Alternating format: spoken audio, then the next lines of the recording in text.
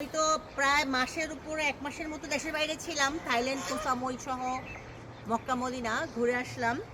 আপনারা অনেকেই আমার রূপের রহস্য আমার নাকি 16 বছর হয়ে গেছে অনেকে বলতেছিল কালকে প্রোগ্রামে, জগার্সের প্রোগ্রামে। এটা হচ্ছে সাজনা গাছ। এই গাছের পাতা দিয়ে আমি রেগুলার ভর্তা খাই। এই পাতাটা কাঁচামরিচ এবং হচ্ছে ধনিয়া পাতা, পেঁয়াজ, তেলে রসুন একসাথে তেলে ভর্তা বানায় আমি রেগুলার খাই। রেগুলার এই যে ডাল ভাঙা ভাঙা নিয়ে যাই, এক একটা ডাল নেই, এক একটা ডাল নেওয়ার পরে এই ডালটা যেমন এটা নিব আজকে, কথার কথা এটা আজকে বানায় ভাতটা বানায় খাবো, আবার কালকে নিব। এটা নাও, এটা আমাকে দিয়ে দিও। আর আপনাদেরকে নিয়ে বলছিলাম যে আমি কফি পারবো, আজকে আমি কফির বাগানে আসছি। আজকে আপনাদেরকে নিয়েই আমি কফি পারবো। এই কফির পাতা ছাগলও খায় আমার, এই জন্য আমি কফি যখন ইয়ে করি, কফির ডাগা ডোগা শুধু কফিটা খেয়ে বাকিটা আমি ছাগলটা দিয়ে দিই। এই যে অনেক বেশি ঘন হয়ে গেছে তো এই জন্য মনে হচ্ছে একটু বেশি ছোট হচ্ছে। বিসমিল্লাহির রহমানির রহিম। আল্লাহু আকবার, আল্লাহ আল্লাহ। আমার মেয়ে আল্লাহু আকবার শিখছে। আমার মেয়ে মানে এত অদ্ভুত অদ্ভুত কথা বলে এখন, ভালো লাগে আসলে।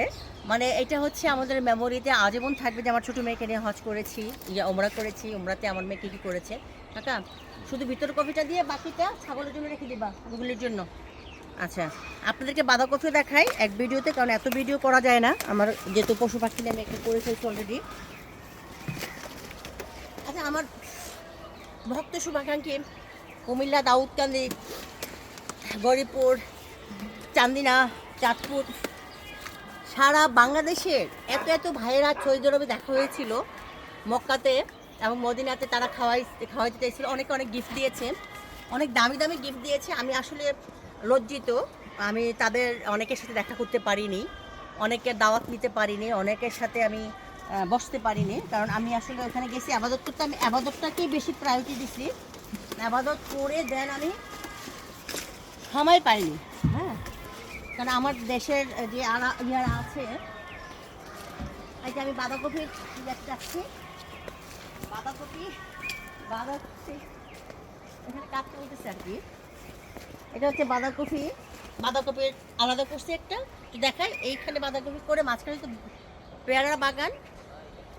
আমার একটা সুন্দর পেয়ারা গাছ কেটে ফেলছে আমার ছেলে। ওর জন্মদিন ছিল 16ই ডিসেম্বর, তো 16ই ডিসেম্বর ছিল বিধায় আমার ছেলে পেয়ারা গাছটা কাইটা ও ওখানে বারবিকিউ নাইট করেছে। তো অনেকে দেখছে পেয়ারা গাছটা কাটছে, অনেকে বলতেছে আব্বা পেয়ারা গাছটা কেটে ফেলছে। আমি বলছি হ্যাঁ কেটে ফেলছে, কিন্তু সমস্যা নেই, এখানেও পেয়ারা বাগান আছে, অনেক পেয়ারা গাছ আছে। এটা দেখেন কত বড় বাঁধাকপি দেখেন। তবে আফসোস কি, এক একটা বাঁধাকপি বাজারে অনেক সস্তা, ব্যবসাটা কিভাবে পোষাবে জানি না। আমার বাঁধাকপির পিছনে অনেক ইনভেস্ট, মানে সার তারপর খাবার দাবার, ওদের তো অনেক খাদ্যপত্র দিতে হয়। উঠাই ফেলি, হ্যাঁ কাকা। এই যে কত বড় বাঁধাকপি, আলহামদুলিল্লাহ। এই যে সবাই ভালো থাকবেন, সুন্দর থাকবেন। আমার আমার জমি জমার জন্য দোয়া করবেন, এবং আপনারা দোয়া করলে আমার ফলন বেশি হবে এবং আপনারা এসে খেতে পারবেন। আমি খুব শীঘ্রই আমার ফ্রেন্ডস ফরএভারের জন্য পিকনিক দিব, ওরা অনেক রিকোয়েস্ট করতেছে অনেকেই। তো সবাই ভালো থাকবেন, আল্লাহ হাফেজ।